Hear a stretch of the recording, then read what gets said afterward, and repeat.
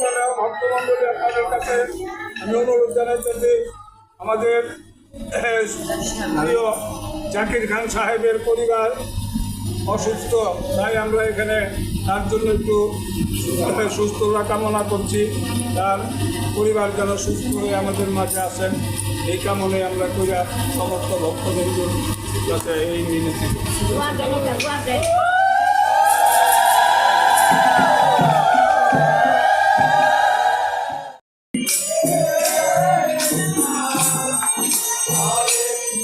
নারায়ণগঞ্জ মহানগর ছাত্রদলের সাবেক সভাপতি এবং মহানগর বিএনপির নেতা জনাব জাকির খানের সহধর্মিণী সুস্থতার কামনায় মিটুর উদ্যোগে বন্দরবাজার কালী মন্দিরে প্রার্থনা করা হয় এবং ভক্তদের মাঝে প্রসাদ বিতরণ করা হয়। এখানে উপস্থিত ছিলেন বন্দর থানা ও 23 নং 22 নং ওয়ার্ড মৎস্যজীবী দলের নেতাকর্মীরা।